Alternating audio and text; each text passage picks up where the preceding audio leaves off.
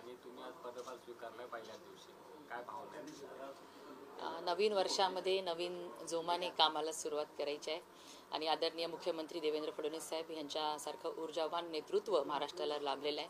त्यांच्यासोबत काम करण्याची संधी मिळालेली आहे आणि निश्चितच ह्या संधीचं मी सोनं करेल. आनंद होतो. काय विजन असणार आहे तुमचं? कारण मंत्री म्हणून तुम्ही आज खरं तर पदभार स्वीकारलाय. नेमकं 100 दिवसाचा रोडमॅप कसा असणार आहे? कारण मुख्यमंत्र्यांनी स्वतः 100 दिवसाचा रोडमॅप ठरवला, प्रत्येक विभागाचा आढावा घेतला. कालच माझ्या विभागाचाही आढावा झाला आणि त्या दृष्टीने आम्ही काम करणार आहोत. राज्यमंत्री म्हणून जी 5 खाती आहेत त्या खात्यांमध्ये चांगल्या पद्धतीने काम करण्याचा मी प्रयत्न करेन आणि देवेंद्रजींच्या स्वप्नातला नवमहाराष्ट्र निश्चितच घडण्यासाठी माझंही योगदान ठेवण्याचा मी प्रयत्न करेन. मॅडम, अमित कराड यांना पोलीस कोठडी झाली आहे. एकंदरीतच परभणी प्रकरणात नेमकं काय घडतंय कृपया वाल्मिक कराडांचं प्रकरण बीडमधलं आहे.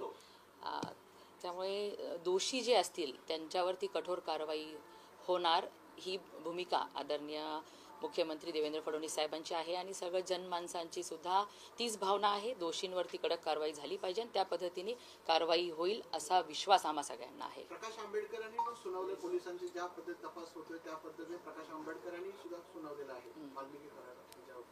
नाही, तपासाच्या बाबतीत कुणीही शंका ठेवण्याचं काम नाही.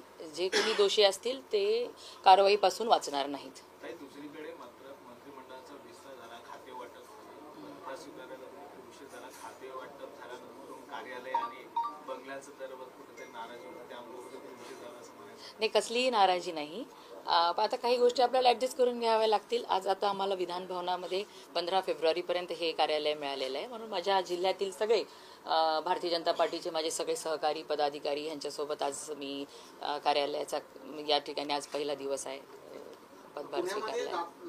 भरणे म्हणतात की दादांनाच पालकमंत्री म्हणणार, अजित पवारांना पालकमंत्रीच मिळणार, अशा प्रकारे त्यांनी आज विधान केलेलं आहे.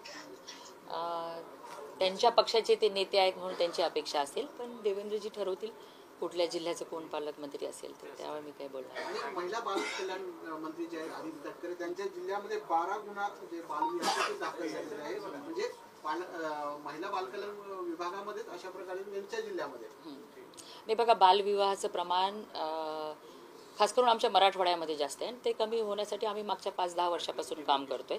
आता काही ठिकाणी असे घडले असतील म्हणजे आदितीताईंच्या जिल्ह्यामध्ये, ह्याच्यावरती बघू आणि त्याच्यावर काम करू. कारण की ही सरकार म्हणून शासन म्हणून ज्या पद्धतीने जेवढं लक्ष आम्ही ठेवायला पाहिजे तेवढं तर ठेवतोच, पण एक समाजसुद्धा त्या परिस्थितीतले किंवा त्या क्षेत्रातल्या लोकांनी पण पुढे आलं पाहिजे बालविवाह रोखण्यासाठी. मग ही एक जॉईंट म्हणजे एक एकत्रित काम होणं गरजेचं आहे ह्याच्यासाठी.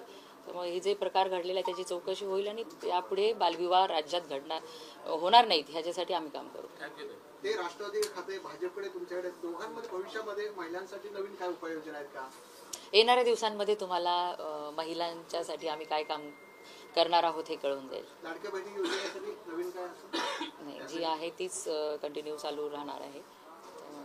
पदभार ग्रहण केलाय, पहिलं प्राधान्य काय असतं तुम्ही एक मंत्री म्हणून? ज्या खात्याची मी मंत्री आहे त्या खात्यामध्ये आणखी नवीन काही करता येईल का चांगलं, एवढ्या चांगल्या केंद्रातल्या आणि राज्यातल्या योजना आहेत त्या चांगल्या पद्धतीने इम्प्लिमेंट करणं, त्या प्रत्यक्षात उतरवणं ह्याच्यासाठी माझा फोकस जास्त.